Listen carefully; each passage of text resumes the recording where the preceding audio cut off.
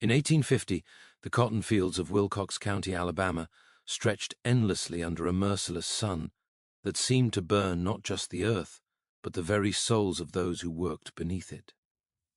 The Blackwood plantation stood as a monument to prosperity built on suffering, its white-columned mansion rising like a spectre above the quarters where enslaved families lived in conditions that defied human dignity. It was here, among the whispered prayers and stifled sobs that echoed through the slave cabins each night, that a simple yet devastating question would emerge, one that would unravel secrets buried deeper than any grave. The boy who would pose this question was named Samuel. Born into bondage in 1842, he had known no world beyond the plantation's borders, no reality other than the one dictated by the crack of an overseer's whip and the endless rhythm of cotton picking. His mother, called Celia by the masters though her real name had been stolen along with her freedom, worked in the plantation house as a cook and seamstress. She was known for her silence, for the way she moved through the mansion like a ghost, her eyes always downcast, her voice never rising above a whisper. What marked Samuel from birth in ways that both protected and endangered him was his appearance. While his mother's skin bore the rich darkness that proclaimed her African heritage, Samuel's complexion was lighter, his features sharper, his hair softer in texture. In the brutal mathematics of slavery, where bloodline determined fate, Samuel occupied a dangerous middle ground, too dark to be free, too light to be ignored. The other children in the quarters whispered about Samuel when they thought he couldn't hear. They spoke of how Master Josiah Blackwood would sometimes stop during his inspections of the slave quarters and stare at the boy with an expression that was neither kindness nor cruelty, but something far more complex and troubling. The adults would quickly silence such talk, their faces growing hard with fear. But children see what adults pretend not to notice, and Samuel began to understand that his existence was somehow different, somehow wrong, in ways he couldn't yet comprehend. Celia had spent 8 years crafting careful lies and half-truths to protect her son from a reality that would have destroyed his young mind. When Samuel asked why his skin was different from hers, she told him that God painted all his children in different colors, like flowers in a garden. When he wondered why the master never looked directly at him but never punished him either, she said that some people were simply blessed with invisible protection. These explanations satisfied a child's curiosity, but as Samuel grew older and more observant, the questions became harder to deflect. The plantation house where Celia worked was a world unto itself, filled with fine furniture imported from Europe and portraits of Blackwood ancestors, whose pale eyes seemed to follow visitors through every room. Master Josiah was a man of 43 years, unmarried despite the social expectations of his class and wealth. His sister Margaret Blackwood served as the plantation's mistress, managing the household with an iron fist wrapped in silk gloves. She was known for her charitable work among the local congregation and her strict adherence to moral principles. Yet there were whispers among the slaves about the true nature of the Blackwood family's piety. The overseer, a brutal man named Hayes who had worked plantations from Virginia to Louisiana, ruled the fields with a cruelty that was legendary even in a time when such cruelty was commonplace. He carried a whip that he called his teacher and claimed it could educate any slave in proper behavior within 3 strokes. The slaves called him the devil's right hand, and mothers would quiet crying children by threatening that Hayes would hear them. But even Hayes, for all his power and sadistic authority, seemed to understand that certain slaves were not to be touched, and Samuel was one of them. Life on the plantation followed rhythms as old as the institution of slavery itself. Before dawn, the horn would sound, calling the field hands to another day of back-breaking labor. Children like Samuel were not yet old enough for the fields, but they had their own tasks, feeding chickens, gathering eggs, helping with the endless washing that kept the plantation running. It was during these daily routines that Samuel began to notice patterns that troubled him, coincidences that seemed too frequent to be mere chance. There was the way Master Blackwood would find excuses to visit the kitchen when Celia was working, lingering over conversations about household matters that could have been settled in moments.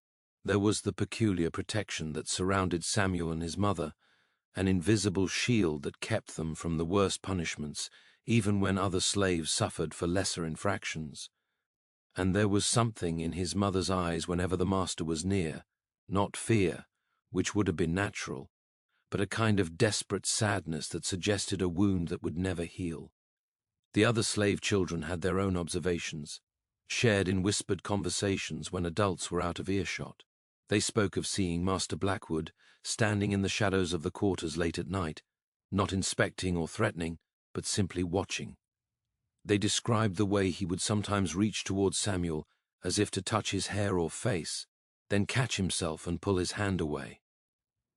These were dangerous observations, the kind that could get a slave killed if overheard by the wrong ears, but children are natural detectives, and the mystery of Samuel's place in the plantation hierarchy fascinated and frightened them in equal measure. Celia's protective instincts had been honed by years of navigating the treacherous waters of plantation life.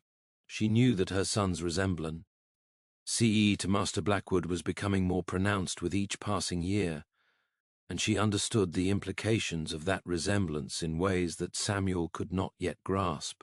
The boy was a walking reminder of shameful secrets, a living testimony to the hypocrisy that plagued even the most supposedly righteous households in the antebellum South, in the slave quarters, where privacy was a luxury that didn't exist and every conversation could be overheard by hostile ears.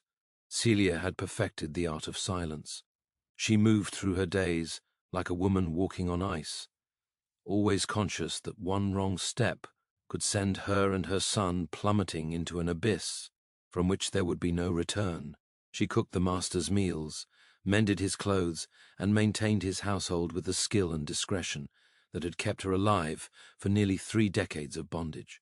But children, no matter how well protected, eventually asked the questions that adults most fear to answer, and in the spring of 1850, as Samuel approached his 8th birthday and his resemblance to Master Blackwood became undeniable to anyone with eyes to see, the moment that Celia had dreaded finally arrived. It was a Tuesday morning in May, the kind of day when the Alabama heat was just beginning to build toward the crushing intensity of summer.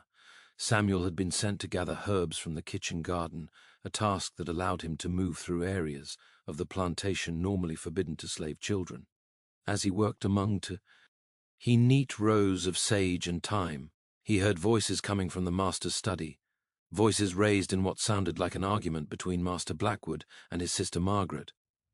The window was open to catch the morning breeze, and Samuel, with the natural curiosity of childhood, found himself drawn to listen. What he heard would change his understanding of his world forever, though the full implications would take years to unfold. Margaret's voice was sharp with accusation, as she spoke about how the boy grew more like her brother every day, how people were beginning to notice, how the pastor had mentioned it just last Sunday, asking after his young relation. She demanded to know how much longer this charade could continue.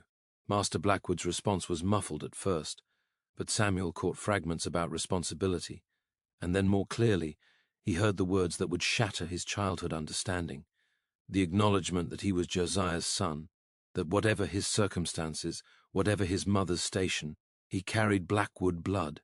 The words hit Samuel like a physical blow. He dropped the basket of herbs, scattering them across the garden path, and ran. He ran through the carefully maintained grounds of the plantation house, past the stables where horses worth more than human lives were groomed and fed, past the smokehouse where meat was cured for the master's table while slave children went hungry. He ran until his lungs burned and his legs gave out, collapsing Nally in the shade of an old oak tree that had stood sentinel over the plantation since before the first slaves arrived. When Celia found him there hours later, his face was streaked with tears and dirt, his small body shaking with sobs he couldn't control. She knelt beside him in the red Alabama clay, her own heart breaking as she realized that the careful wall of protection she had built around her son's innocence had finally crumbled. Samuel's voice was hoarse from crying as he whispered the question that hung in the air between them, like smoke from a fire that couldn't be extinguished. He asked why the master looked like him. Celia looked into her son's eyes that were hazel like his father's, not brown like her own, and knew that the time for protective lies had passed. The truth was about to emerge, bringing with it consequences that neither she nor Samuel could yet imagine. In the distance, the plantation bell rang, calling slaves back to work, but for this moment, mother and son remained frozen in time, balanced on the edge of a revelation that would expose the deepest hypocrisies of their world. The boy who had lived his entire life as property was about to learn that he was also the master's son, a truth that would make him neither free nor slave, but something far more dangerous, living evidence of the moral corruption that infected even the most God-fearing households in the American South. The oak tree under which they sat had witnessed generations of such omens, had sheltered countless conversations between mothers and children forced to navigate the impossible maze of slavery's contradictions. Its branches had heard whispered prayers for freedom, desperate plans for escape, and quiet moments of love stolen from a system designed to destroy the bonds between families. Now it would witness another kind of breaking as an 8-year-old boy began to understand the true nature of the world into which he had been born.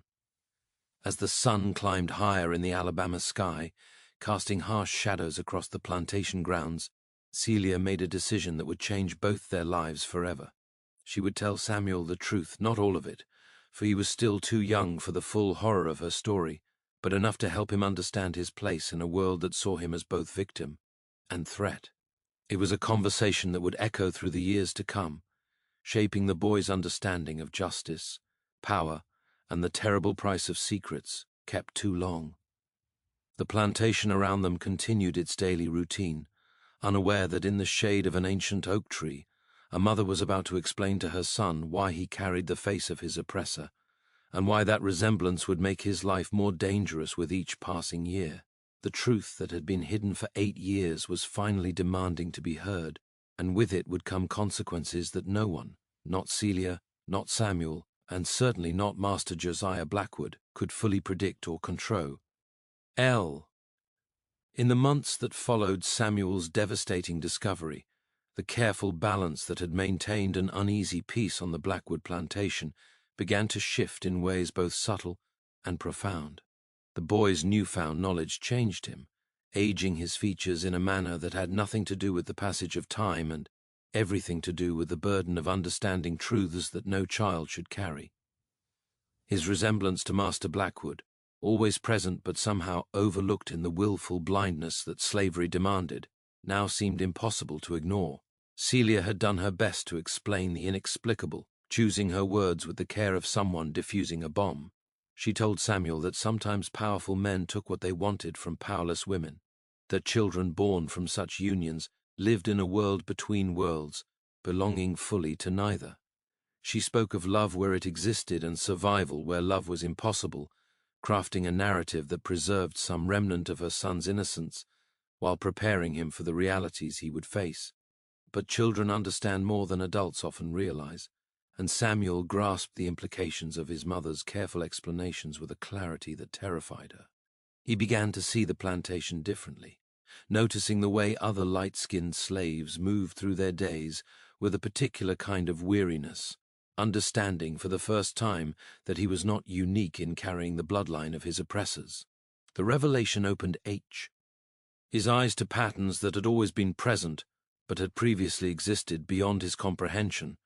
Master Blackwood himself seemed to sense that something had changed in the atmosphere of his domain. During his daily inspections of the plantation, his eyes would linger on Samuel with an expression that mixed guilt, possession, and something that might have been called affection in different circumstances.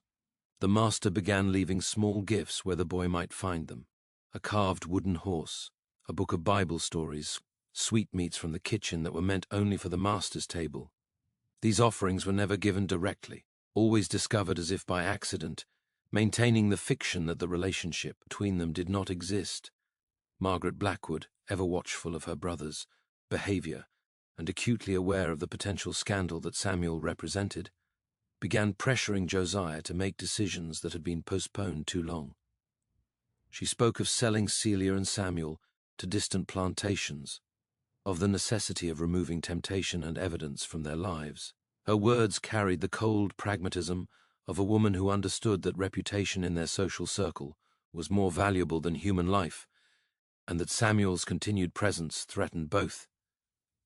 The other slaves watched these developments with the keen attention of people whose survival depended on reading the emotional currents of their masters. They recognized the signs of approaching change, the subtle ensions that preceded major upheavals in plantation life.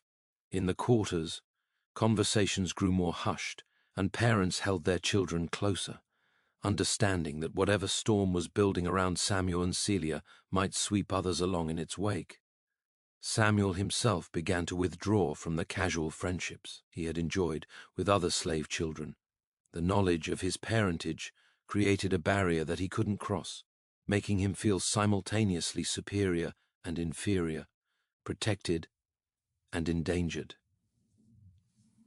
He found himself studying Master Blackwood's face during the man's visits to the kitchen, searching for resemblances and differences, trying to understand what it meant to carry the blood of both oppressor and oppressed in his veins. The boy's behavior became a source of growing concern for Celia. She watched her son struggle with questions that had no easy answers, observed him wrestling with concepts of identity and belonging that challenged the very foundations of their world. Samuel would sometimes ask why God would allow such confusion to exist, why he had been born into circumstances that made him neither fully one thing nor another. These were theological questions that tested even Celia's deep faith, forcing her to confront doubts about divine justice that she had spent years suppressing. As summer progressed, and the cotton plants grew tall in the Alabama heat, tensions throughout the plantation continued to escalate. Rumors began circulating among neighboring planters. Chants about the situation at Blackwood, whispers that suggested the master's moral failings were becoming public knowledge. These stories threatened not just Josiah's reputation, but his standing in a community where maintaining the fiction of racial purity was essential to preserving the entire social order. The overseer Hayes, whose brutal efficiency had always been appreciated by Master Blackwood, began making suggestions about resolving the problem that Samuel represented. His recommendations carried the subtle menace of a man who understood that problems could be made to disappear in ways that left no evidence behind. Hayes had worked plantations where inconvenient slaves had simply vanished, their absence explained by claims of escape attempts or fatal accidents. His willingness to employ such methods was part of what made him valuable to plantation owners who sometimes needed their consciences cleared, along with their account books. During this period, Samuel began experiencing nightmares that reflected his growing understanding of his precarious position. He would wake in the small hours of the morning, crying out from dreams where he was chased by faceless figures through endless cotton fields or where he stood before mirrors that showed him faces he didn't recognize. Celia would comfort him as best she could, but she knew that her son was grappling with psychological wounds that her love alone could not heal. The kitchen where Celia worked became a stage for increasingly tense encounters between her and Master Blackwood. He would find excuses to linger during his visits, sometimes attempting conversations that approached acknowledgement of their situation without ever stating it directly.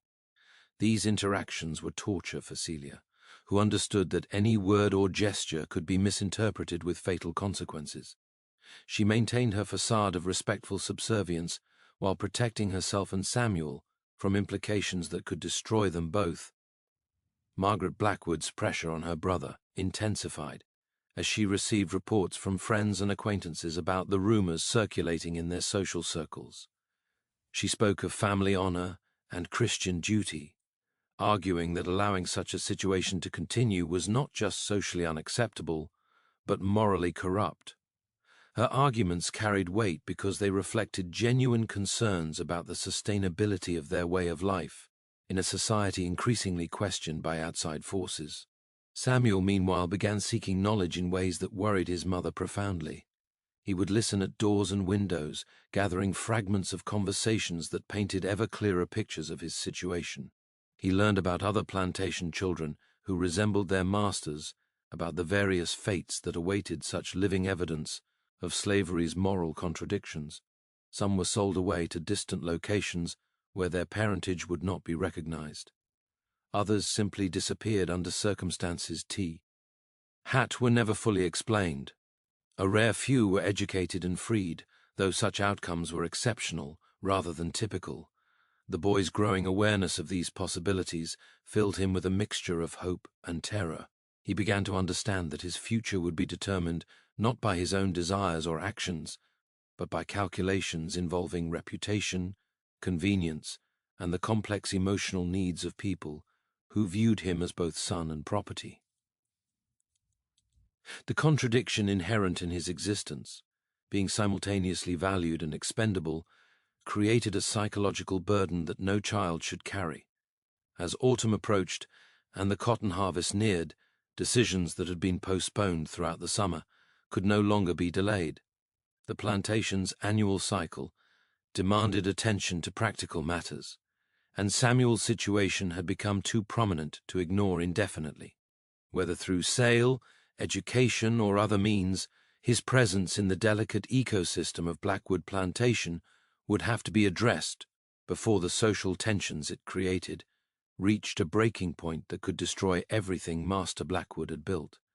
The stage was being set for confrontations that would force all parties to confront truths they had spent years avoiding, revelations that would expose the fundamental contradictions of a society built on the fiction that human beings could be owned while maintaining that all humans were created in God's image. The questions that Samuel had begun asking demand answers that would challenge not just individual consciences, but the entire moral framework of antebellum Southern society. The cotton harvest of 1850 brought with it the kind of frenzied activity that typically consumed all attention on the plantation. From dawn until well past dusk, every able-bodied slave worked to bring in the crop that would determine the year's profits and, by extension, the conditions under which they would live through the coming winter. It was during this period of intense labor and distraction that Master Blackwood made a decision that would change the trajectory of Samuel's life in ways that no one could have anticipated. Rather than selling Samuel and Celia to distant plantations as his sister had urged, Josiah chose a different path, one that reflected both his genuine affection for his son and his desire to maintain some degree of control over a situation that had grown increasingly uncomfortable. He approached Dr. Elias Weatherby, the plantation's physician, and one of the few men in Wilcox County whose discretion could be trusted absolutely, with a proposal that would test the boundaries of what was socially acceptable, even in their permissive society. Dr. Weatherby was a man in his 60s, educated at Harvard Medical School, before returning to Alabama to minister to the health needs of the planter class. He had delivered hundreds of babies, both white and black, and had long ago ceased to be surprised by the complexities of plantatio. Family structures. His medical practice had made him privy to secrets that could have destroyed dozens of prominent families, and his continued prosperity depended on his ability to provide solutions to problems that could not be discussed in polite society. The arrangement that Josiah proposed was elegant in its simplicity and revolutionary in its implications. Samuel would be removed from the plantation environment, but not sold away to unknown masters. Instead, he would be sent to Dr. Weatherby's household in the county seat of Camden, where he would serve as a house servant while secretly receiving the education typically reserved for white children. The fiction would be maintained that Samuel was simply another slave being trained for more sophisticated household duties, but in reality, he would be learning to read, write, and calculate in preparation for a future that remained undefined but held possibilities that no slave child could normally imagine. Celia received news of this decision with emotions so complex that she struggled to process them. Relief that her son would be removed from the immediate danger of his situation, mixed with terror at the prospect of separation. Joy at the possibility of Samuel receiving an education competed with fear that this unusual arrangement would ultimately place him in even greater peril. She understood that Josiah's plan represented both an unprecedented opportunity and a gamble that could cost Samuel his life if it were discovered. By the wrong people. The final weeks before Samuel's departure were marked by a kind of controlled hysteria that affected everyone aware of the situation. Celia spent her days teaching Samuel every lesson she could think of about surviving in a world that would view his education as both valuable and dangerous. She spoke about the importance of never revealing the full extent of his learning, of understanding when knowledge should be displayed and when it should be hidden. These were survival skills that no mother should have to teach her child, but Celia had long ago learned that normal parenting was a luxury unavailable to slaves. Samuel himself experienced this transition period as a series of conflicting emotions that left him exhausted and confused. The prospect of leaving his mother filled him with dread, but the possibility of learning to read and write sparked excitement that he struggled to contain. He had seen how literacy transformed the few slaves who possessed it, giving them power and opportunities that remained invisible to those who could not access the written word. At the same time, he understood that his education would make him different from other slaves in ways that could prove dangerous. Master Blackwood's behavior during this period reflected his own internal struggles with the decision he had made. He found himself seeking opportunities to speak with Samuel, offering advice and encouragement while maintaining the pretense that their relationship was nothing more than that of a benevolent master preparing a favored slave for advancement.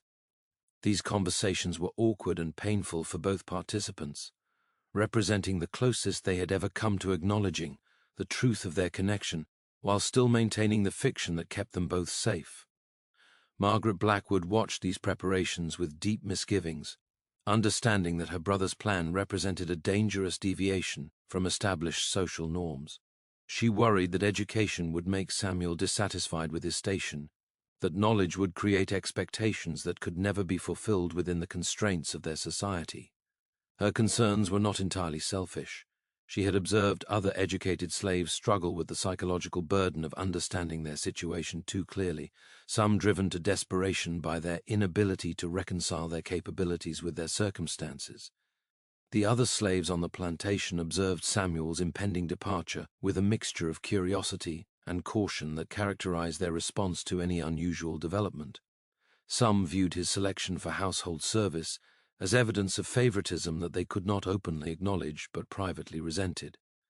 Others understood the true nature of his situation and worried about the precedent his education might set, fearing that it could disrupt the careful balance that allowed their community to function within the brutal constraints of slavery. Dr. Weath, Herbe, meanwhile, was making his own preparations for Samuel's arrival. His household already included 2 educated slaves, a man named Augustus, who served as his medical assistant, and a woman called Prudence, who managed his correspondence and accounts. Both had been trained by Weatherby himself, and represented examples of how education could benefit slaves while serving their master's interests. The doctor believed that Samuel's quick intelligence and unusual background would allow him to excel in this environment, though he also understood the unique challenges the boy would face. The doctor's own motivations for accepting Josiah's proposal were complex. Professional curiosity played a role. He was genuinely interested in observing how a child of mixed heritage would respond to formal education. Financial incentives were also present, as Josiah had offered substantial compensation for Samuel's care and training. But perhaps most importantly, Weatherby was intrigued by the experimental nature of the arrangement, viewing it as an opportunity to test theories about human potential that were beginning to emerge in educated circles throughout the country. As the day of Samuel's departure approached, Celia found herself caught between desperate desire to keep her son close and recognition that this opportunity might represent his only chance for a life beyond the crushing limitations of field slavery. She spent hours teaching him prayers and songs that would help him remember her. Love, during the years of separation they both knew lay ahead. These intimate moments were precious beyond measure, representing the last time they would be able to share affection openly, without fear of observation or misinterpretation. The logistics of Samuel's transfer were carefully managed to minimize attention and speculation.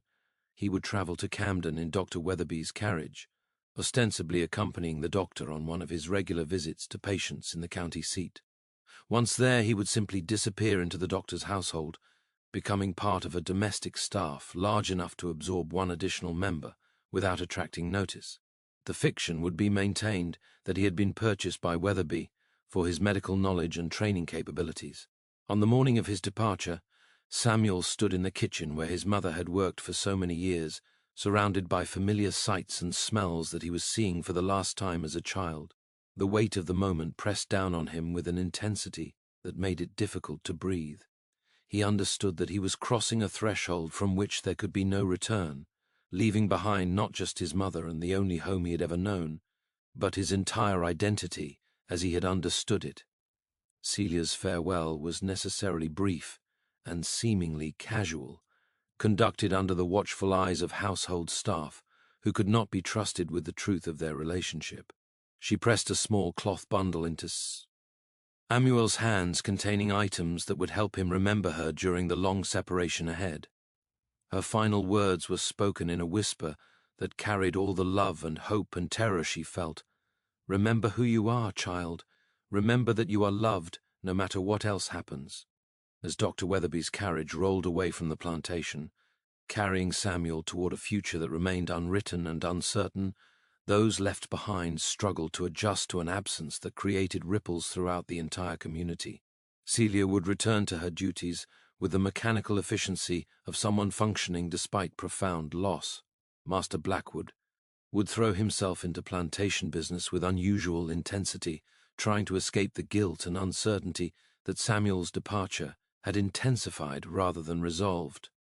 And Margaret Blackwood would continue her efforts to restore normal order to a household that had been forever changed by the presence of a child who was neither slave nor son, but somehow both. The road to Camden stretched ahead of Samuel like a metaphor for the uncertain path his life would now follow. Behind him lay the only world he had ever known, with all its contradictions and cruelties. Ahead waited possibilities he could barely imagine, opportunities that came freighted with dangers he was only beginning to understand. The boy who had asked why the master looked like him was about to discover that some questions, once asked, change everything forever. Dr. Weatherby's household in Camden represented a different world entirely from the agricultural rhythms of plantation life. The doctor's residence, a substantial brick house on the town's main street, served multiple functions as family home, medical office, and informal academy for the slaves, whose education served both humanitarian and practical purposes. Samuel's introduction to this environment marked the beginning of a transformation that would challenge every assumption he had developed about his place in Southern society. Augustus, the medical assistant who had worked with Dr. Weatherby for over 15 years, became Samuel's first teacher in the complex navigation required for educated slaves. A man in his 40s with scarred hands that testified to years of assisting with surgical procedures, Augustus possessed an intellect that had been carefully cultivated while remaining hidden from all but a select few. His lessons for Samuel went far beyond reading and writing to encompass the psychological skills necessary for survival in their unique position. "Knowledge is power," Augustus explained during one of their early conversations, "but displayed knowledge is danger. You must learn to be smart enough to be useful, but never so smart as to be threatening.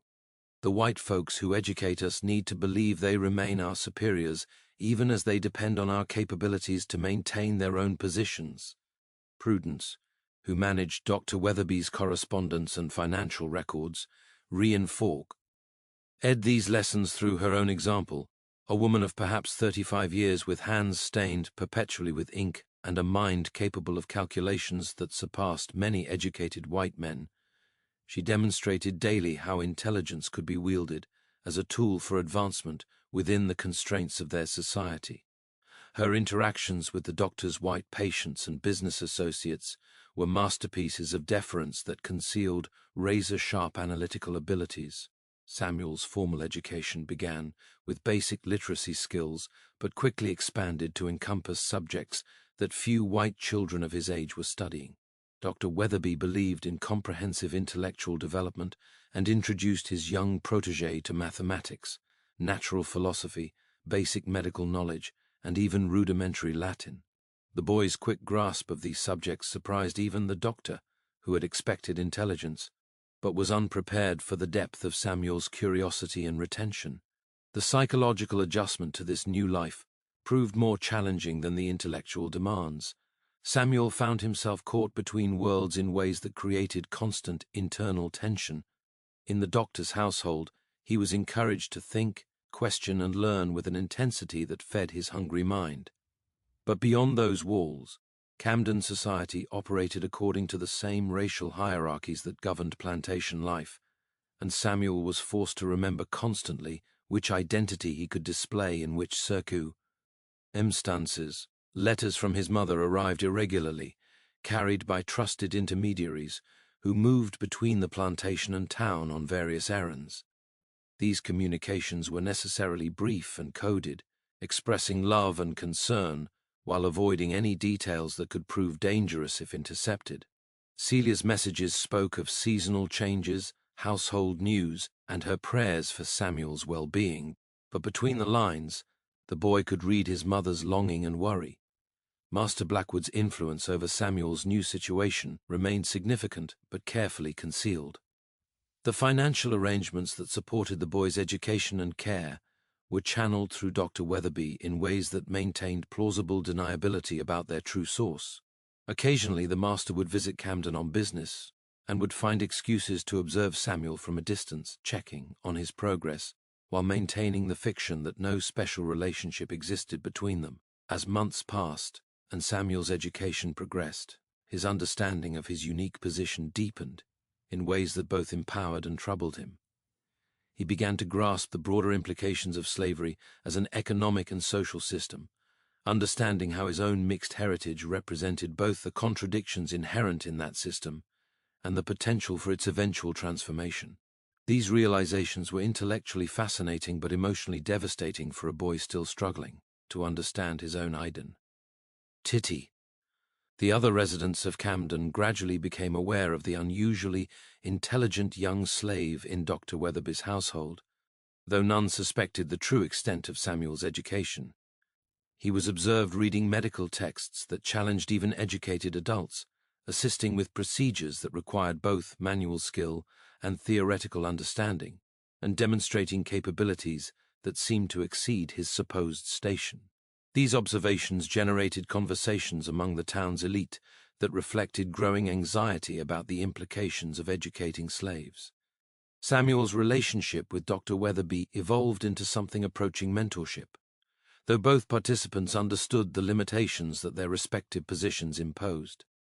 The doctor found genuine pleasure in nurturing such a promising intellect, while Samuel discovered in his teacher a model of how knowledge could be pursued for its own sake rather than simply as a tool for survival.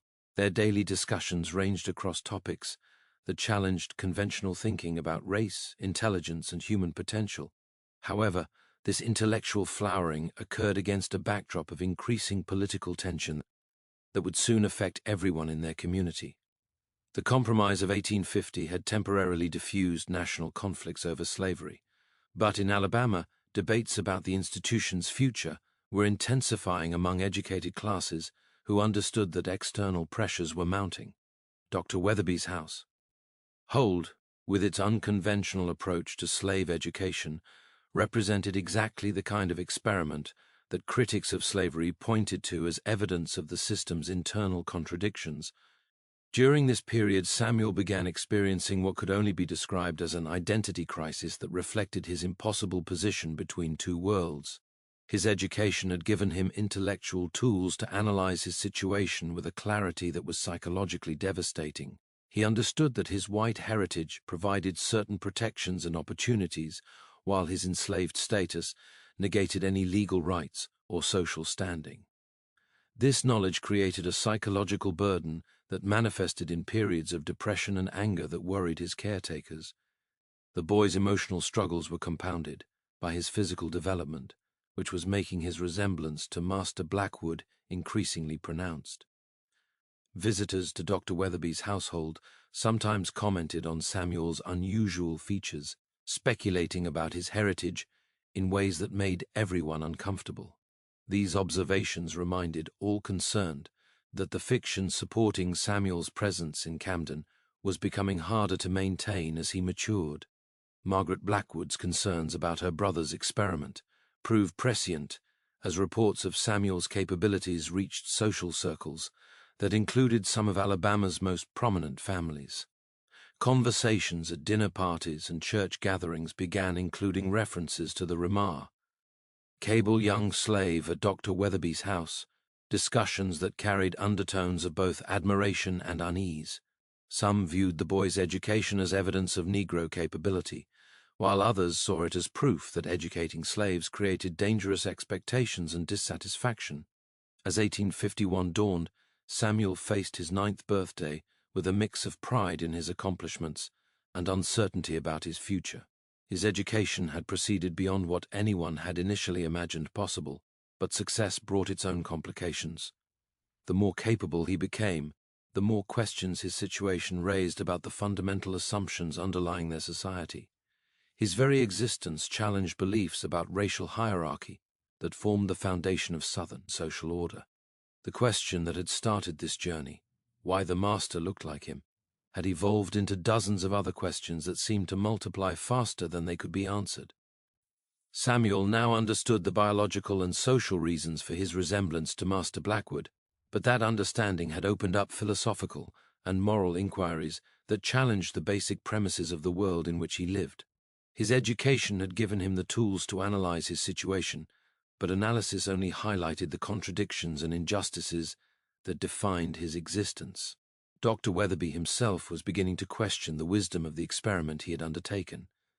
While Samuel's intellectual progress exceeded all expectations, the psychological costs of the boy's position were becoming increasingly apparent. The doctor worried that they were creating expectations that their society could never fulfill, preparing Samuel for a life that might not be possible within the constraints of Southern law and custom. As spring arrived in Camden, bringing with it the familiar rhythms of agricultural renewal, Samuel continued his studies while grappling with questions that had no easy answers. His situation remained unique in their community, representing both an extraordinary opportunity and a dangerous precedent that challenged fundamental assumptions about race, intelligence, and social order. The boy who had begun by asking about physical resemblance was now confronting mysteries of identity and belonging that would shape the rest of his life in ways none of them could yet imagine. The question that would ultimately expose everything was building toward its moment of expression, though no one yet realized how completely it would transform their carefully constructed arrangements. Samuel's education had given him not just knowledge, but the confidence to seek answers to questions that polite society preferred to leave unasked. And in a world built on fictions and silences, such questions had the power to bring down structures that had seemed permanent and unshakable.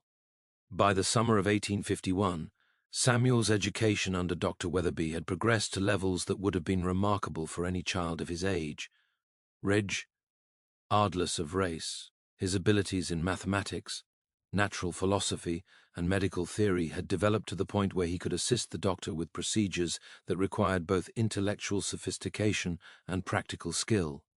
However, this academic success was creating complications that none of them had fully anticipated when the arrangement began. The political climate in Alabama was growing increasingly volatile as debates over slavery's future intensified throughout the South. Dr. Weatherby found himself under scrutiny from neighbors who questioned the wisdom of educating slaves to such an advanced level. Whispered conversations in Camden's social circles suggested that the doctor's experiment was attracting attention from authorities, who viewed educated slaves as potential threats to social stability. It was during this period of mounting tension that Samuel made prompt Images Deck 12 2025 discovery that would force the final confrontation everyone had been avoiding. While organizing medical texts in Dr. Weatherby's study, he found a collection of correspondence between the doctor and Master Blackwood that detailed not just the financial arrangement supporting his education, but explicit acknowledgement of his parentage and discussions about his ultimate fate. The letters revealed that Master Blackwood had been planning to eventually manumit Samuel and send him north, where his education and light complexion might allow him to pass for white and build a life impossible. In the South, However, these plans had been complicated by growing political tensions and Margaret Blackwood's increasingly vocal opposition to any arrangement that might expose the family to scandal. Samuel confronted Dr. Weatherby with the letters on a humid August afternoon that would forever mark the end of his childhood. The conversation that followed was the first completely honest discussion of his situation that the boy had ever experienced. Dr. Weatherby confirmed Samuel's parentage, explained the complex motivations behind his education, and revealed the uncertain plans for his future that hinged on political developments beyond their control.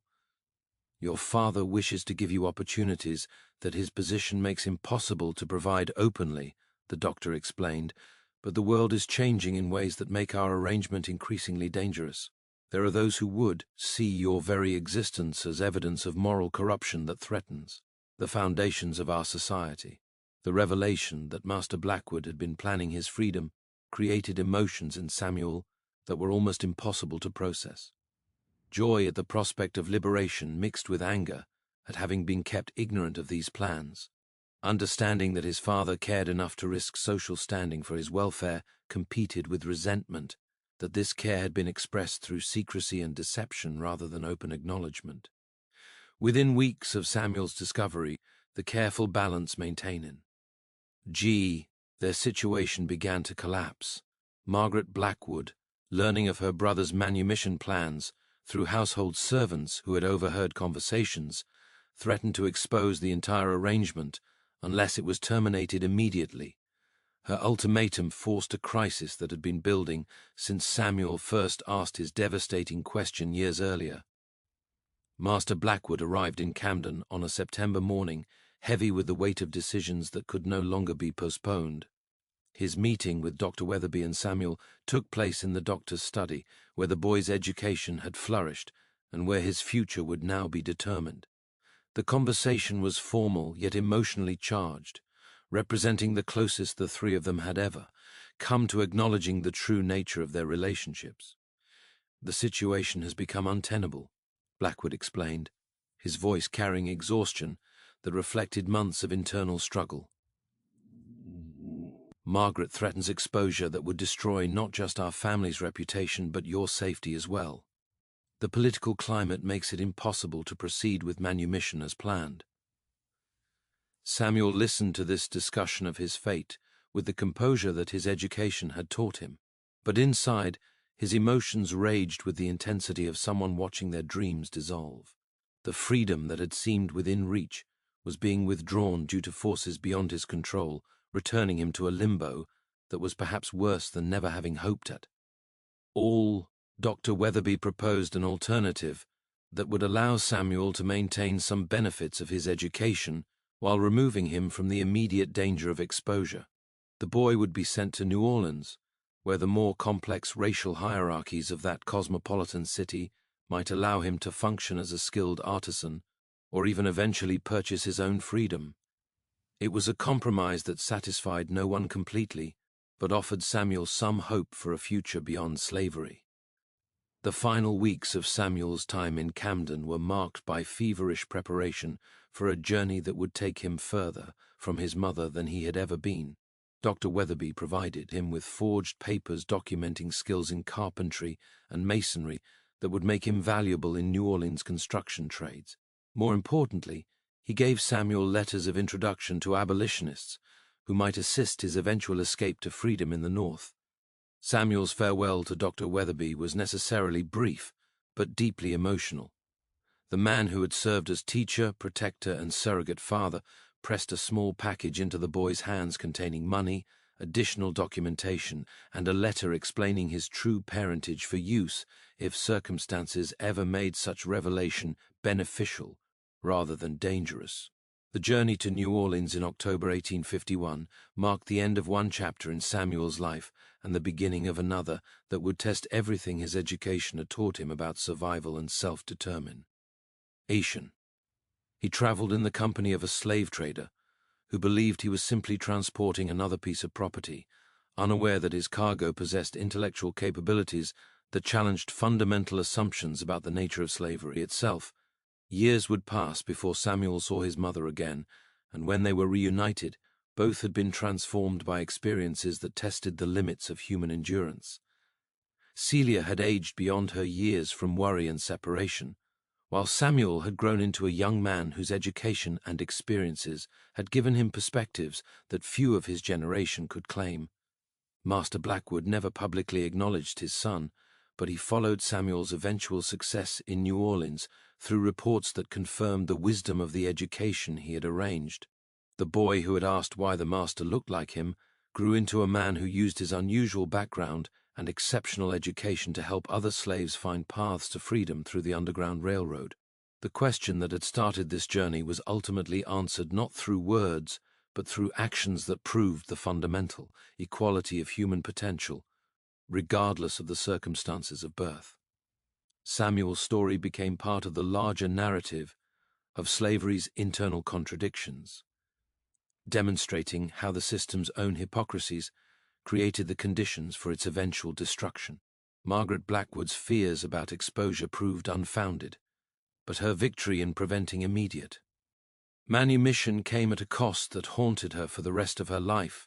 She had preserved her family's reputation while condemning a gifted child to years of unnecessary bondage, a choice that reflected the moral blindness that made slavery possible but ultimately unsustainable. Dr. Weatherby continued his medical practice and his quiet work educating selected slaves, though he never again attempted an experiment as ambitious as Samuel's education. The experience had taught him valuable lessons about the courage required to challenge social norms and the personal costs of moral compromise in an immoral system. The records of Samuel's time in Camden were carefully preserved by Dr. Weatherby, who understood their historical significance even if their immediate impact was limited. These documents would eventually contribute to scholarly understanding of slavery's complexities and the remarkable individuals who transcended its limitations through intelligence, determination, and the courage to ask questions that others feared to voice. In 1862, Samuel's story came full circle when he returned to Alabama as a free man, wearing the uniform of the Union Army. He served as a scout and interpreter, using his knowledge of the region and his understanding of slavery's operations to assist in the liberation of other enslaved people. His military service represented both personal vindication and symbolic victory over the system that had once claimed to own him, the plantation where Samuel been born was among those he helped liberate during the Civil War's final campaigns. Standing in the kitchen where his mother had worked and where he had first learned to question the contradictions around him, Samuel reflected on the journey that had taken him from enslaved child to educated freeman to Union soldier. Celia lived to see her son's triumph, though she did not survive long enough to witness the full flowering of the freedom that his questions had helped create. Her faith that education and courage could overcome even the most entrenched systems of oppression had been vindicated by events she could never have imagined when she first tried to explain to a confused boy why he resembled his oppressor. Master Blackwood died in 1864, never having publicly acknowledged his son but having lived long enough to see the world that had shaped their impossible relationship crumble around him. His final words, according to witnesses, were an apology spoken to empty air, suggesting that conscience had finally overwhelmed the social pressures that had prevented him from claiming Samuel openly. The question, "Why does the master look like me, mother?"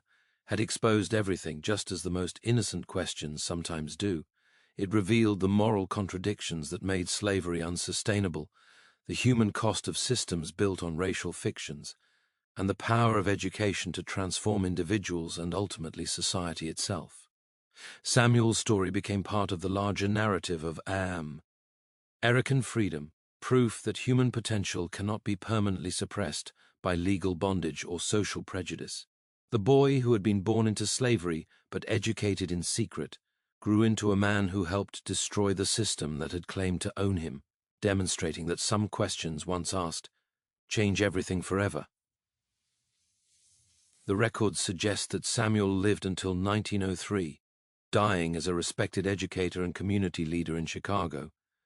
His final years were devoted to establishing schools for freed slaves, ensuring that other children would have access to the education that had transformed his own life. He never forgot the question that had started his journey toward freedom. and he never stopped believing in the power of knowledge to overcome even the most entrenched systems of oppression. The slave boy's question had indeed exposed everything, not through dramatic revelation, but through the gradual accumulation of courage, education, and determination that ultimately proved more powerful than the chains that had once bound him. Title December 12, 2025 here. Are some compelling title options for this story. The question that unraveled everything. Why does the master look like me? Between two worlds. The boy who asked. Blood and bondage. Samuel's question. In his father's face. The color of truth. Shadows of the oak tree. The dangerous resemblance. Born between. My top recommendation would be Why does the master look like me? Because it captures the central devastat question that drives the entire narrative. It's emotionally immediate and compelling. It hints at the complex relationship without revealing too much. It's written in a child's voice, which emphasizes the innocence and tragedy. It makes readers immediately curious about the answer. Alternatively, the question that unraveled everything works beautifully as it suggests mystery, consequences, and the power of a single moment of truth to change lives forever. Sheriff Thomas Becket stared at the child sitting across from him in the sparse office of the Galveston County Courthouse. The girl couldn't have been more than 9 years old, dressed in the plain cotton dress typical of enslaved children throughout Texas in 1854. But when she opened her mouth, W.H. did 903 amend here are compelling title options for this story. Bar, the children who spoke only Frenchborough, the French houseborough, perfect Frenchborough, the experiment borough, educated in bondage borough, the mystery of the French-speaking children borough. What good are intentions? The house with many rooms borough, knowledge without freedom bar, the price of proof bar, voices in a foreign tongue bar. The children they took borough. Why top recommendation would be the children who spoke only French because bar. It immediately captures the central mystery that drives the investigation. It's intriguing and raises immediate questions in the reader's mind.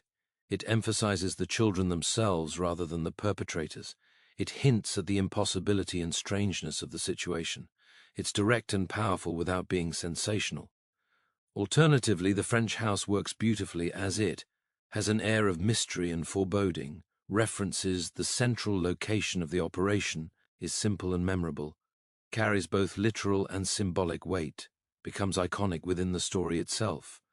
A third strong option is knowledge without freedom, because it captures the central tragedy and moral paradox of the entire story, the cruel irony of educating children only to return them to circumstances where that education becomes a burden rather than a gift. Text rewriting and paraphrasing 904, and I'd be happy to help you rewrite and paraphrase text. However, I need you to provide the specific text you'd like me to work with. From our conversation, I can see 2 documents. The story about Samuel, the enslaved boy who discovers Master Blackwood is his father. The story about the French-speaking children, Sheriff Beckett's investigation.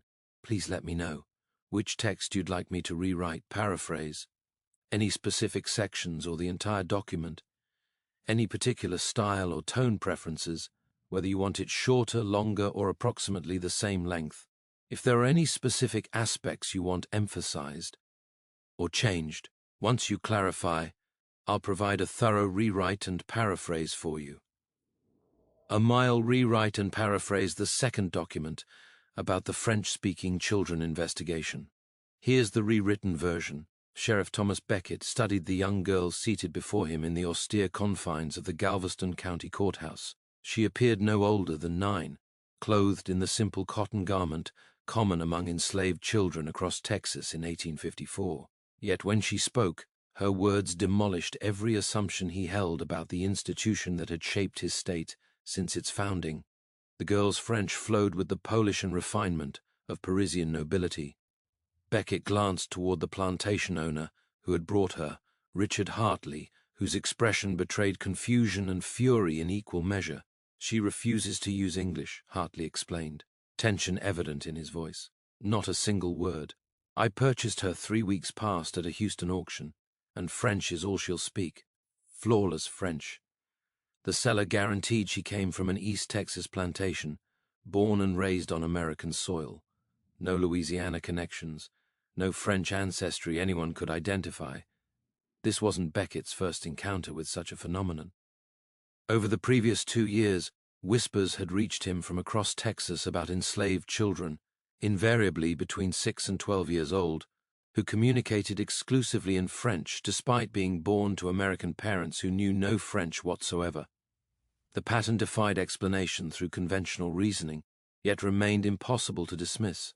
"How many cases does this make?" asked Deputy Marshal James Crawford from the doorway. 7, Beckett answered quietly. 7 children across 2 years, from different counties throughout Texas, all speaking impeccable French, and according to everyone who's encountered them, all raised under identical peculiar circumstances, what the sheriff kept to himself. What he couldn't yet substantiate was that each child had disappeared from their original plantations before reaching 4 years old, only to resurface years later at slave auctions statewide, with no recollection of their early years and an inexplicable command of a foreign language. Someone somewhere in Texas was taking these children. Whatever transpired during those missing years had begun attracting attention from forces far more dangerous than curious lawmen. The question haunting Sheriff Beckett through the summer of 1854 wasn't merely who was taking the children or their motivation. It was what happened during those lost years that transformed ordinary enslaved children into something that challenged every assumption about identity, memory, and human development itself. He would soon learn the answer lay concealed in plain sight, protected by the very thing that made investigation nearly impossible, the institution of slavery itself. The first documented case reached Beckett's attention in spring 1852, though he wouldn't recognize it as part of a larger pattern until much later. A cotton planter from Fort Bend County named William Garrison had purchased an 8-year-old boy at a Houston slave market. The child appeared healthy and robust, and the seller, an East Texas trader named Marcus Webb, had assured Garrison the boy